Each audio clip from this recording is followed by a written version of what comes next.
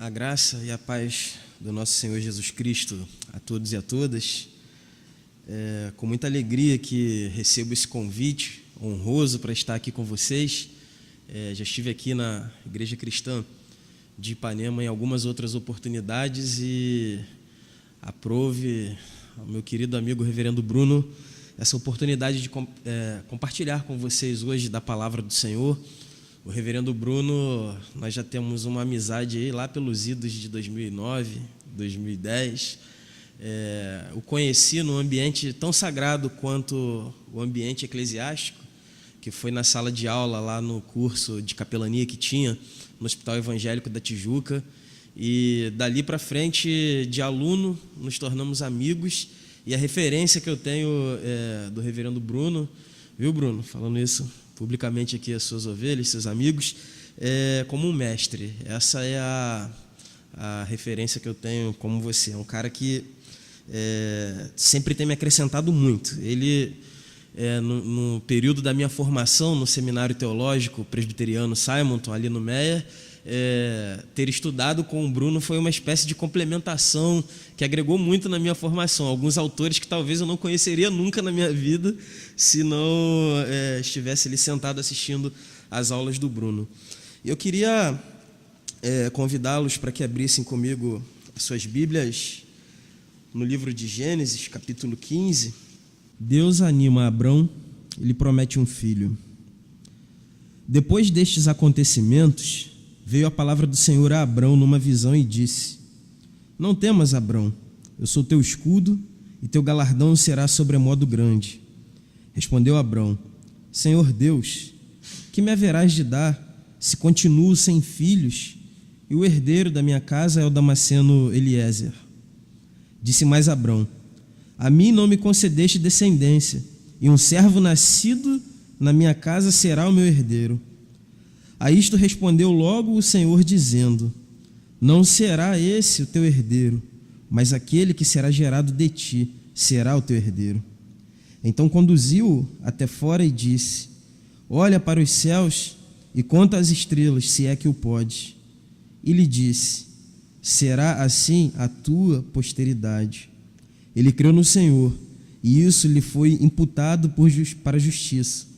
E disse-lhe mais: Eu sou o Senhor, que te tirei de Ur dos Caldeus, para dar-te por herança esta terra.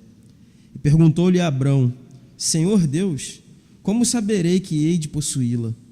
Respondeu-lhe: Toma uma novilha, uma cabra e um cordeiro, cada qual de 3 anos, e uma rola e um pombinho. E ele, tomando todos estes animais, partiu-os pelo meio e lhes pôs em ordem pelas metades, umas defronte das outras, e não partiu as aves. As aves de rapina desciam sobre os cadáveres, porém Abrão as enxotava. Que Deus abençoe a leitura da sua palavra. Os irmãos podem se assentar.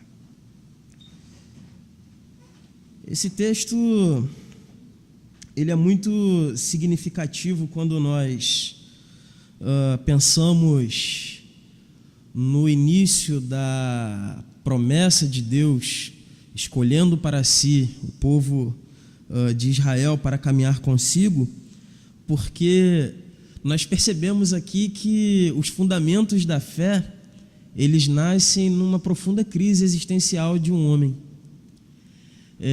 A fé, ela não tem tanto a ver com certezas, ela não tem tanto a ver com dogmas e soluções prontas, mas a fé é exatamente uma produção e um encontro com um sentido quando nós estamos lidando com os nossos mais profundos dramas existenciais. Abraão aqui, ele tinha um bom motivo para poder estar de bem com a vida, porque o seu sobrinho Ló havia sido sequestrado e ele, humanamente falando, não tinha condições de resgatar Ló, mas ele se reúne lá com alguns dos seus amigos, forma algumas alianças, e ele resgata Ló de uma maneira miraculosa e coloca Ló lá num lugarzinho para ele poder continuar a sua vida com a sua família. E depois desses acontecimentos, que é exatamente assim que o texto ele recomeça essa narrativa, a gente percebe Abrão passando por um momento de uma extrema crise, porque ele já era avançado em idade e ele não tinha um herdeiro que fosse gerado dele, de sua esposa Sara. E isso naquela sociedade era uma representação de uma maldição. Um casal que naqueles tempos não tivesse filhos, eles eram considerados amaldiçoados e eles faziam parte de uma cartografia de exclusão. Porque a prosperidade e a bênção dos deuses nas várias dimensões religiosas que existiam naquelas regiões, ela se dava e se manifestava na fertilidade. Então, todas as religiões, inclusive essa judaica que nascia nesse momento desse contato entre Deus e Abrão, ela estava profundamente ligada a essa questão da fertilidade. Porque a fertilidade e o gerar filhos representava mais pessoas para poderem trabalhar nos seus clãs e assim eles viverem de maneira mais próspera. Então, se um casal ele não gerava filhos, era como se eles estivessem fadados a desaparecer do mapa e todos que estavam ao redor os olhavam com um olhar de exclusão. E com certeza eles recebiam no seu casamento, na sua convivência, esses olhares se considerando amaldiçoados. E é exatamente por aí que eu queria caminhar na minha reflexão com vocês nessa noite. Eu acho que algumas músicas, algumas poesias, elas nos servem para poder balizar e dar um direcionamento mais poético para a nossa reflexão. E eu, ouvindo uma música ao longo dessa semana, enquanto meditava no que iria compartilhar com vocês, me chamou muito a atenção do Teatro Mágico. O título da música é Quando a Fé Ruge. Eu queria ter esse dom para poder tocar e cantar para vocês, mas se eu fizer isso, o Bruno não me convida para estar mais aqui, porque vocês vão sair daqui correndo. Mas eu vou ler para vocês. Quando a fé ruge. Se há na sutileza que reside a exuberância, busco ressonância nos ideais do amor. Liquidificaram as relações da lida. Não há mais valia, a agonia e temor. Quem de pé ficará, se a luta acomodar? Diga, quem vos dirá? Quem viver, provará. Nossa emancipação, a nossa emancipação. Parece que enferrujou a bala perdida que me alcança, a ferradura que me calça, a alça, a lança, a tranca, a resistência necessária. Oxidou a ponte, a fonte, a chance de fundir o que rachou e difundir para gerações, a demanda do mundo é amar. Quando há ferrugem no meu coração dilata, quando há ferrugem no meu coração dilata, quando a fé ruge e o meu coração dilata. É quando a fé ruge e o meu coração dilata. Então eu queria meditar com vocês hoje sobre o seguinte tema. A fé, ela nos proporciona uma experiência de transformação.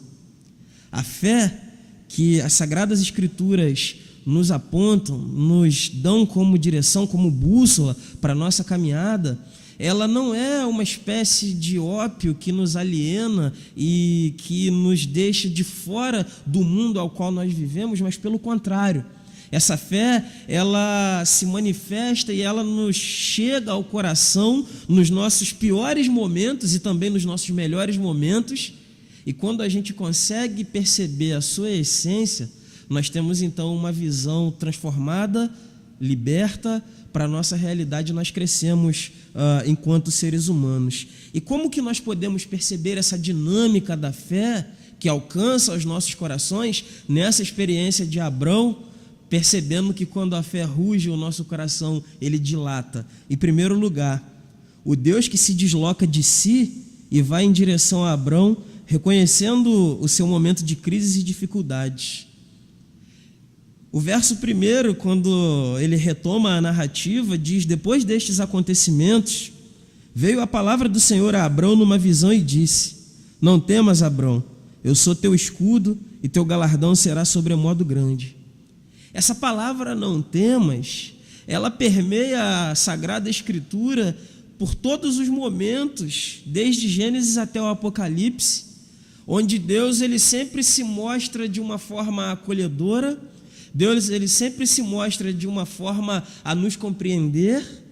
E eu diria para vocês que talvez o melhor divã que cada um de nós podemos ter seja simbolicamente o nosso joelho no chão e a nossa mente e coração elevados a Deus. Não desprezando de maneira nenhuma o sério trabalho de psicanalistas, terapeutas e psicólogos, mas porque essa relação com esse Deus que vem ao nosso encontro e nos acolhe é uma relação que consegue permear os lugares onde talvez mais ninguém consegue chegar, nos lugares talvez mais sombrios de dentro de nós. E Deus, nessa relação que começa com Abrão, lá no capítulo 12, quando ele modifica e reorienta a trajetória de Abrão, Deus, ele conhecia Abrão nos seus lugares mais profundos. E quando ele percebe que Abrão estava desanimando, quando ele percebe que talvez, naquela época ainda não existiam essas terminologias, obviamente, mas talvez um quadro depressivo, um quadro de alguém que estava trancado dentro do seu próprio mundo, Deus, ele percebendo isso, meus irmãos e minhas irmãs, ele não cabe em si, e ele vem numa relação de transcendência, sendo aquele Deus totalmente outro, mas que num dado momento e num dado ponto, quando ele percebe que algum daqueles a quem ele ama se encontra num quadro de sofrimento, de tristeza, de amargura, de drama, ele vem ao encontro dessa pessoa. Eu gosto muito do Salmo 40, que talvez é um salmo muito conhecido de todos nós, que vale a pena essa leitura.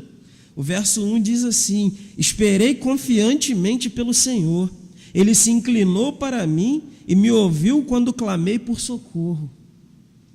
Talvez para a resolução dos nossos problemas, nós ficamos à mercê de talvez uma pessoa que poderá nos ajudar, que poderá nos abrir uma porta, que poderá, de alguma maneira, solucionar o nosso problema, e a gente saia correndo atrás. A gente sai para uma resolução e às vezes a gente se frustra porque não é aquilo que a gente pensa, etc. Às vezes as portas elas acabam não se abrindo, mas meus irmãos e minhas irmãs, nessa relação de Deus com Abrão, antes do movimento de Abrão se voltar para ele com suas lamúrias, angústias e problemas, a graça, ela fica muito evidente porque ela mostra um Deus que se derrama e que vem ao nosso encontro. E isso, quando nós começamos a pensar numa percepção cristológica, que ainda não era nesse tempo, porque aqui era uma relação que ainda não existia nenhuma mediação de lei ou de institucionalização religiosa, e nós começamos a contemplar o que vai acontecer lá na frente, quando na encarnação de Cristo. E aí, quando Cristo tem a sua vida e ministério de fazer o bem, de curar, de acolher as pessoas, ele vai para a cruz do Calvário, ele ressuscita, e aí depois de 40 dias o Espírito Santo é derramado. Nós percebemos então esse constante movimento de Deus ir em direção da humanidade, porque talvez não exista nada em nós que vá acrescentar em Deus, que nós poderíamos ofertar a Deus em troca de sua graça, de sua misericórdia e seu favor por nós. Nada, porque Deus ele é autossuficiente na sua natureza e nos seus atributos. Mas existe algo, para poder encerrarmos esse primeiro ponto, que serve como norte para essa nossa relação de fé transformadora com esse Deus, o Deus de Abrão, o Deus de Jesus Cristo, o Deus ao qual estamos reunidos para render adoração nessa noite, que é uma relação dialógica. Deus, ele é amor. Deus, ele é acolhimento. Deus, ele é abraço. Deus, ele é ar quando a gente tem dificuldade para respirar. Deus é um sorriso leve quando a gente já não aguenta mais chorar. Deus é aquela luz que vai invadindo a janela do nosso quarto, como diria Renato Russo, quando o sol bater na janela do teu quarto, lembra e vê que o caminho é um só. Deus é essa luz que vai iluminando as trevas que por vezes nós passamos em nossas vidas. Mas um segundo momento, que é um movimento contínuo desse Deus que se revela e que se inclina até nós, quando ele vem e fala a Abrão, ele vem e fala aos nossos corações, é que ele não fica só na dimensão do discurso. Ele não só fica naquela dimensão de dar um tapinha no nosso ombro, e pode contar comigo, mas aí depois ele desaparece, porque essa fé transformadora, ela ressignifica a vida, nos dando horizontes mais amplos quando não temos mais condições de ajustar a nossa percepção. O verso 2 e o verso 3 se encontram as queixas e os problemas de Abraão. Senhor, eu não quero mais nada, eu queria um filho, e se não for isso, eu não tenho condições mais de fazer nada, porque esse é o meu problema. Aí o verso 4 vai mostrar essa condução de Deus a partir de agora na vida de Abrão. A isto respondeu logo o Senhor dizendo, não será esse o teu herdeiro, mas aquele que será gerado de ti será o teu herdeiro. Então conduziu-o até fora e disse, olha para os céus e conta as estrelas, se é que o pode. E lhe disse, será assim a tua posteridade. Eu gosto muito de um pensador que foi o pastor Bruno que me apresentou, chamado Friedrich Schleiermacher, que é considerado um dos pais da teologia moderna, que num dado momento do século XIX, quando a teologia cristã ela se encontrava cativa dos dogmas fundamentalistas pós-reforma e entre os católicos pós-concílio de Trento, onde a fé se dava só numa dimensão de explicar racionalmente quem era Deus, e começam a ser criados manuais sobre Deus, sobre teologia, Schleiermacher, com seu brilho e com a sua percepção, ele vai tirar a fé de uma dimensão da racionalidade, e talvez influenciado por Arthur Schopenhauer, que tem um livro maravilhoso, O Mundo como Vontade e Representação, que ele tira a lógica e ele traz a vontade, o desejo para a direção dos anseios humanos. Então Schleiermacher ele tira a fé dessa dimensão da racionalidade e das respostas prontas sobre Deus, que não tocavam o coração de ninguém, e ele traz a fé, a teologia, para a dimensão do sentimento.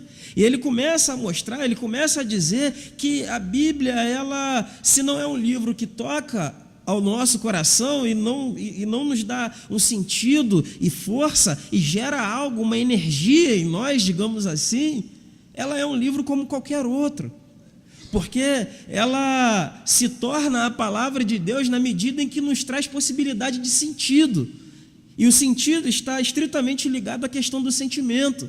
E essa metáfora que o texto bíblico nos traz, ela é maravilhosa, porque Abrão nesse momento, ele não conseguia enxergar além daquilo que as tendas mostravam para ele. Quando passamos pelos momentos de vicissitudes e os momentos dramáticos em nossas vidas, nós temos muitas dificuldades para conseguir respirar e enxergar um caminho, enxergar uma outra forma de perceber a vida. Abrão ele olhava e via somente aquela tenda, e aí Deus o conduz para fora, tira todos os obstáculos que impediam uma visão mais ampla e além, e aí ele mostra um céu estrelado e ele fala, olha, assim vai ser a sua posteridade. Então a fé transformadora é essa abertura que vem nos visitar e que nos momentos mais dramáticos, de mais desespero, nós conseguimos visualizar e contemplar algo de belo em nossa vida. Eu gosto muito também de uma passagem de Freud, no mal-estar da civilização, ou no mal-estar da cultura, quando ele fala de que o ser humano ele tem uma necessidade de um sentimento oceânico, de se sentir fazendo parte de algo ou de algum lugar. E aí ele vai nos mostrar que talvez mesmo sem ter uma fé religiosa, as pessoas são capazes de frequentar um ambiente religioso porque as pessoas querem se sentir fazendo parte. E exatamente esse é o movimento da graça, e esse é o sentido que a fé nos traz quando Deus ele amplia esses horizontes de Abraão, porque a fé é exatamente esse encontro com a comunhão. A fé é exatamente esse encontro com as perspectivas. Então, nós podemos nos sentir fazendo parte um do outro. Existe uma palavrinha muito bonita que vai tentar explicar a relação entre o Pai, o Filho e o Espírito, que é uma palavra chamada pericórese, que é a participação que o Pai tem na vida do Filho, do Espírito, e assim sucessivamente no movimento da Santíssima Trindade. Mas essa palavra é utilizada por alguns para falar também da nossa relação com esse Deus maravilhoso. Há uma relação de interpenetração, há uma relação que nós poderíamos até chamar de uma relação erótica, na qual nós participamos daquilo que é a essência de Deus, assim como Deus participa daquilo que nós somos. Eu gosto muito da forma de se cumprimentar de algumas pessoas da religião budista ou de religiões orientais, quando eles falam namastê, a divindade que habita em mim saúda a divindade que habita em você, porque nós participamos juntos numa perspectiva holística. É exatamente esse movimento que Deus faz com Abrão. Então eu queria caminhar para o final dessa reflexão, falando que também há um elemento muito bonito, além dessa vinda de Deus até nós, além desse ressignificar a existência, que é essa fé e presença de um mistério inefável que nos encontra e nos deixa maravilhados. Porque na continuação aí do texto, Abraão continua com dúvidas quando Deus fala com ele, lhe mostra esse horizonte, mas ele indica para Abrão fazer lá uma oferenda e uma oferta, e aí lá na frente, a partir do verso 12, o Espírito do Senhor, ele consome aquelas ofertas.